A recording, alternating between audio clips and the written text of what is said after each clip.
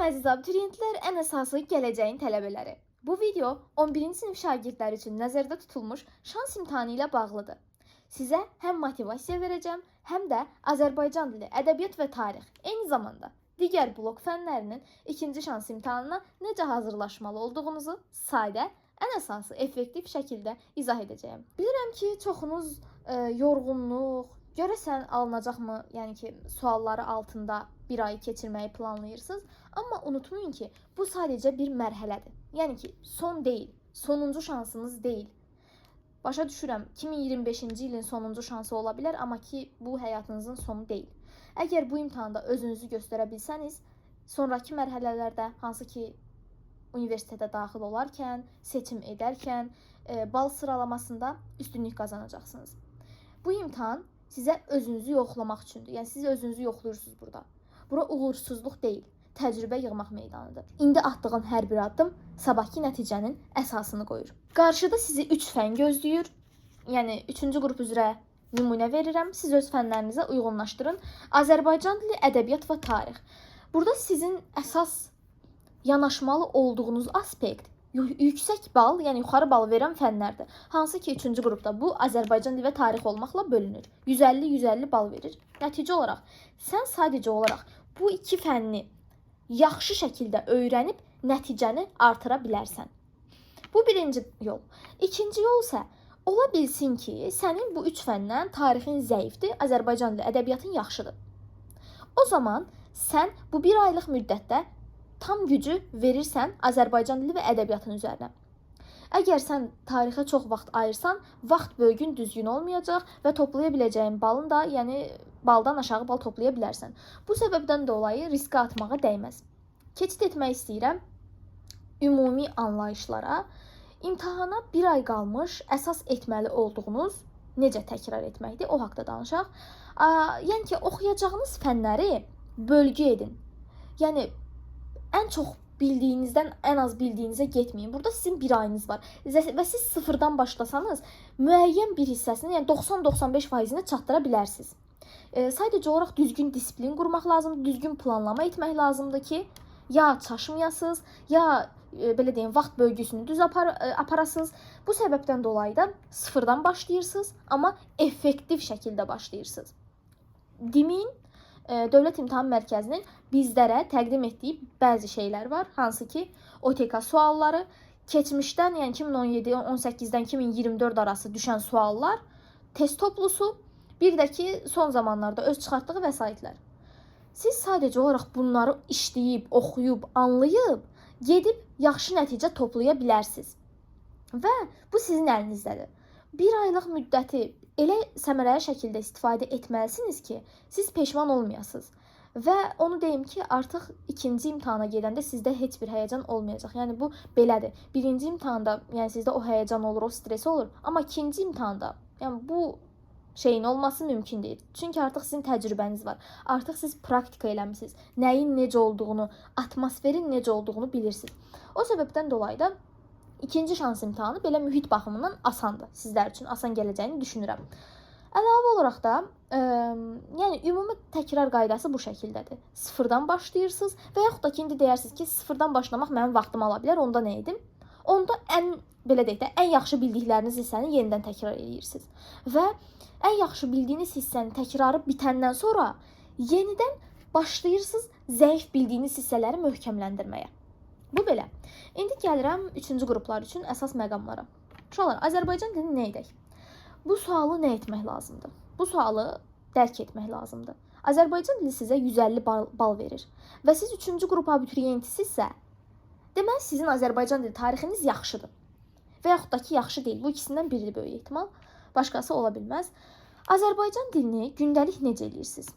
Azərbaycan dili, bura yazmışam bu arada, lazım olanları buradan baxıram. Gündəlik siz hər 3 fəndən vaxt ayırmalısınız. Böyük ehtimalla bəziləriniz hazırlıqları dayandırıb öz evdə hazırlaşır. Hansı ki, mən özüm də belə hazırlaşmışdım keçən il. Evdə hazırlaşıb. Nə etmək lazımdır? Gündəlik hər 3 fəndən vaxt ayırırsınız. Yəni, sizin 24 saatınız boşdur. Və deyirlər, məsələ, yuxusuz qalmaq olmaz. Mən əvvəlki videolarda da demişəm, ac qalmaq olmaz. Amma bir ay üçün hər şey etmək olar. Çünki bu bir ay sizə 2025 üçün verilən son şansdır. Və bu səbəbdən dolayı siz yuxusuz da qalmalısınız, yeri gələndə ac da qalmalısınız, telefona da baxmamalısınız. Yəni arada baxa bilərsiniz, amma yəni çox baxmayın. Yəni belə, bir ay üçün hər şey etməyə dəyər. 24 saatınız var və siz bu 24 saatı elə bölməlisiniz ki, normalda 24 saatı 3-ə böləndə hər fəndə 8 saat düşür. Siz də 8 saat oxumayacağınız üçün ən azından gününüzün yarısını, 12 saatını, yəni bir fənni 8 saat oxumayacağınız üçün bir fənni, deməli, onun üçün 4-4-ə bölsək, gündə 12 saatı siz dərsinizə sərf edə bilərsiniz. Gündəlik 1 saat, 2 saat olmaqla hər fəndən məşğul olursunuz. Və bu 30 gün ərzində günə siz bir mövzu götürsəniz, demək olar ki, yəni oxuyub bitirirsiniz bütün fənləri. Amma dediyim kimi, disiplinli olmaq lazımdır, hər şeyi qaydasında yerinə yetirmək lazımdır, yoxsa bu sizin üçün çətin olur həqiqətən və çatdıra bilməzsiniz. Azərbaycan dilindən baxsaq, Azərbaycan dilini siz nəyə diqqət etməlisiniz? Bayaq videonun əvvəlində dedim, amma danışmadım. Azərbaycan dilində siz əsasən qrammatikaya üstünlük verməlisiniz, çünki sizin qrammatikanız 27 dənə sualdır və bunun üçün OTK suallarını işləyirsiniz. Yox, əgər OTK suallarını başa düşmürsünüzsə, başlayırsınız sıfırdan toplu işləməyə. Yəni test toplusunu sıfırdan bitirirsiniz. Və bunun sıfırdan işləməyinizin səbəbi budur ki, keçən il gedib baxa bilərsiniz. İmtahana düşən sualların hər biri nümunələrə qədər test toplusundan verilmişdi. Test toplusu ikinci isə demək olar ki, gətirib ora yerləşdirilmişdi. Və bu onu göstərir ki, siz əgər test toplusunu səhvsiz bir şəkildə işləyə bilirsinizsə, deməli, imtahanda da səhvsiz yaza bilərsiniz. Əgər test toplusunu işləyə bilmirsinizsə, tutaq ki, 100 dənə sual verirəm, o 100 sualdan sizin 4 dənə səhviniz çıxırsa, siz OTK sualı işləməyin. O sualları səhvsiz işləməlisiniz. Yəni, başa düşürəm, gözünüzdən qaçan sual ola bilər, ondan getmir söhbət. Söhbət bilmədiyiniz sualdan gedir. Əgər test toplusunu səhvsiz işləmirsinizsə, OTK, nə bilim, güvən, falan testləri işləməyə ehtiyac yoxdur.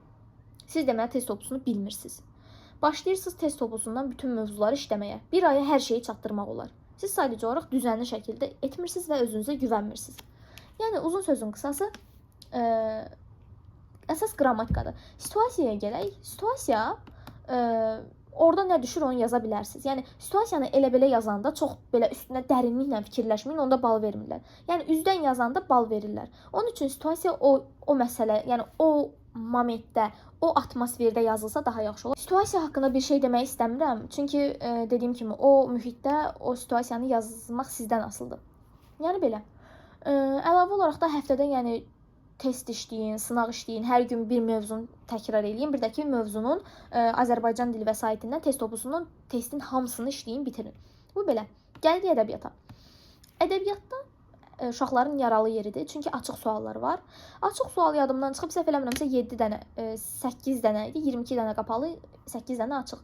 Uşaqlar, 8 dənə açıq sualı dərd eləyirsiniz, amma siz birinci özünüzə bunu sual verməlisiniz. Mən 22 dənə sualı yaxşı işləyə bilirəm. Mən 22 dənə sualı səhvsiz işləyə bilirəm. Yəni, siz birinci o 22 dənə sual ətrafında düşünün, daha sonra o 8 dənə qapalı sual, açıq sualın çətini asanlığından danışarsınız. Yəni, zaten mən sizlə razıyam. Açıq suallar çətin düşmüşdü. Keçən il bizdə düşənlər kimi məntiqi suallar idi.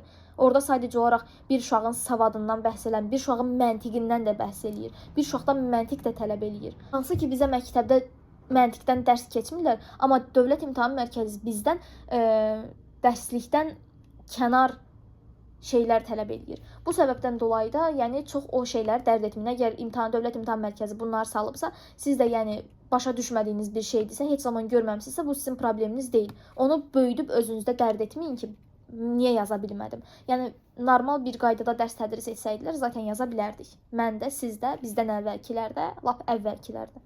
Yəni belə, ədəbiyyatdan da çalışın, gündəlik 2 saatınızı, hər fəndə 2 saat ayırın ümumiyyətlə. 2 saatınızı ayırdınız, başlayırsınız nəyə? Bütün OTK sualları, eyni zamanda keçən ildən imtahana düşən suallar, 2018-2024 sualları, yəni bizim qəbulunda sualları daxil olmaqla başlayırsınız hamısını, belə deyək, türklər demiş, incələməyə. Yəni ki, hamısına baxmağa, gözdən keçirirsiniz və bir qeyd tutursunuz. Qeydə neçə illərdir düşən imtahan mövzularını yazırsınız. Məsələn, Vaqif dramı Səməd Vurğunun Vaqif dramı 2018-də də düşüb, 2022-də də düşüb, 23-də də düşüb, 24-də də düşüb. Sən deməli 100% bu Vaqif dramını bilməlisən, məcbursan. Daha sonra Vaqifin tutaq ki, Dağlar qoşması. Bu, sən bilirsən ki, bu düşür. Füzulinin söz qəzəli, Sığmazam qəzəli, Nəsiminin məsələn. Nizami Gəncəvinin İskəndərnamə poeması 1000% düşən bir şeydir. Sən bu 1000% ehtimal verdiyim şeyləri gedib oxusan, təbii ki də gedib orada yaza bilərsən. Onun üçün sən başlayırsan, yəni bu testlərə baxmağa, bu belə deyək, köhnə suallara baxmağa və öz beynində mütaliə etməyə ki, görüm nə düşüb, nə düşə bilər. Bunu bacarmalısan. Eyni zamanda uşaqlar, mən belə bir məsləhət vermək istəyərdim ki, yaxşı olar ki, hər 3 test toplusunu işləyib bitirəsiniz. Yəni Azərbaycan dilini də, tarixi də, ədəbiyyatı da hər üçünü. Yəni hər üçünü işləyib bitirəsiniz. Çünki hər şey test toplusundan düşür və siz onu yenidən sıfırdan işləyib axıra qədər işləsəniz çox yaxşı olar ki, ədəbiyyatdan da zaten bir hissə test toplusu var. Yəni onu bitirmək istəyən əlinizdə oyuncaq kimi bir şeydir. Onun üçün başlayın test toplusunu işləməyə. Yəni belə, eyni zamanda ədəbiyyatı oxuyanda, test toplusundan işləyəndə başlayın kimləsə müzakirə etməyə. Yəni bir dostunuz, bir hazırlıq yoldaşınız və s. ola bilər. Başlayın müzakirə etməyə. Çünki ədəbiyyat bunu tələb eləyir. Tarixdə həmçinin. Eyni zamanda tarix qrupları haqqında yəni məlumat almaq üçün ekranda qeyd etdiyim nömrə ilə əlaqə saxlaya bilərsiniz. Tarix uşaqların ən yaralı yeridir. Bu il saldıqları suallardan heç özlərinin də xəbəri yoxdur. Yəni ki, yatıb yuxularında sual görüblər, onu da götürüb salıblar imtahana. Uşaqlara çox ədalətsizlik, çox haqsızlıq oldu. Bu imtahanlarda həddindən artıq əziyyətləri, əməkləri əlində qaldı. Yəni ki, super yazanlar da var. Uşaqlar belə yazıb. Ya yaxşı yazanlar var, super yazanlar, ya da ki pis, çox pis yazanlar var. 3-cü, 2-ci qrupa görə. Ya çox pis yazıblar, ya da çox yaxşı yazıblar. Və bunun səbəbi odur ki, suallar yaxşı deyil. Keçən il bizim suallarımız su kimi idi. Və bir şeydə ədalətsizlik var. 2-ci qrupda 100 bal verməsinə, 3-cü qrupda 150 bal verməsinə baxmayaraq, 2-ci qrupun sualları çox ağır şəkildə olur. 3-cü qrup zaten ağır olmalıdır və 3-cü qrupa, belə deyək, 3-cü qrupa asan gəlməlidir o suallar. Çünki 3-cü qrupun əsas fənni tarix fənnidir. Amma sən 2-ci qrupa da gəl çətin sualları sal, uşaqlar 100 bala görə qalsın ortada. Yəni çox ədalətsizlik var burada, bu testlərin qurulmasında. Ona təcili şəkildə diqqət edilməsini, yəni mən şəxsən bir tələbə olaraq abituriyentlər üçün tələb edirəm. Bu belə. Hər vaxtınız xeyir olsun uşaqlar. Deməli videonu tamamlaya bilmədim. Çox təəssüf ki 5 gün öncə paylaşmalıydım, amma ki öz dərsim olduğu səbəbilə, imtahanlarımın gəldiyi səbəbilə və hazırlıq qruplarını nizam etməliydim. Buna görə də videonu gec paylaşmalı oldum. Tarixdən davam edirik. Situasiyadan nə düşə bilər? Hər kəsi maraqlandıran şey hansı ki, birinci imtahanda 2-ci qrupdan və 3-cü qrupdan haqqında dediyim situasiyaların hər ikisi düşmüşdü. Və yorumda yazırlar ki, bəs hər il zaten eyni şey düşür də, yəni gül deyib deyə düşməyib ki. Bilirəm ya, gül deyib deyə düşməyib. Hansı ki mən onu dedim deyə gedib imtahanda düzgün yazan insanlar var və mən özümü həqiqətən bunun üçün çox xoşbəxt hiss edirəm ki, yaxşı ki demişəm. İndi yenə bir dəyərləndirmə eləyək. Dəyərləndirməmiz 1-ci, 3-cü qrup üzrə tarixdən başlasın.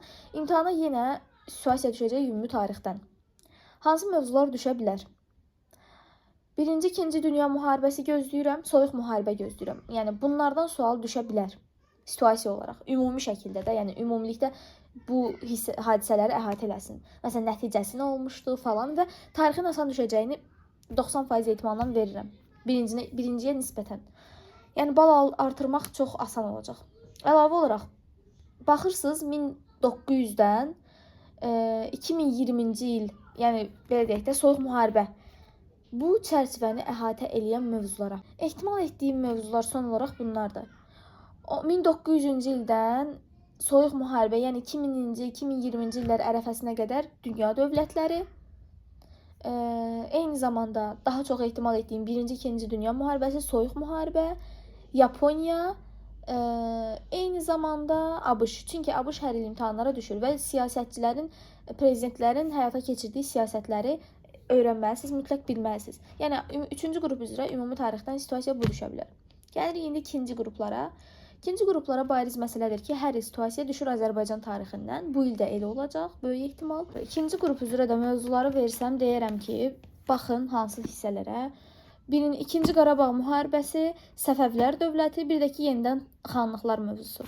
Bu mövzulardan sual düşəcəyini yenidən güman edirəm və siz də bu, əgər situasiyanız ümumiyyətcə çox zəifdirsə və vaxt ayırmaq istəmirsinizsə, nə edəcəyinizi bilmirsinizsə, bu dediyim mövzulara fokuslanıb gedib ən azından ehtimalı 50-50-yə olsa da gedib nəsə yaza bilərsiniz. Yəni bu şəkildə ümumilikdə deyəcəklərim bitdi. Əlavə nəsə sözünüz, sualınız olsa kommentlərə qeyd eləyərsiniz. Mən də cavablandıraram. Yəni bu şəkildə sağ olun, salamat qalın. Abunə olmağı, like atmağı unutmayın ki, mən bundan motivasiyaya gəlim. Və uşaqlar, təcili sürətdə biz 10K olmalıyıq. 10K əslində belə baxanda az bir şeydir. Həqiqətən çox böyük nəticədir, uğurdur. Lakin çox çətin bir şey deyil. 10K olsaq kanalda lap əvvəldən izləyənlər bilir ki, hardasa 200-300 nəfərdən izləyənlər bilir ki, 10K-da böyük Azərbaycanda ilk olacaq bir şey demişəm, bir söz vermişəm. Gedin abunə olun. Hazırda 2K-yıq, 2000 neçə nəfərik, 2020 falan nəfərik. Gedin like edin, 10K olaq, abunə olun, 10K olaq.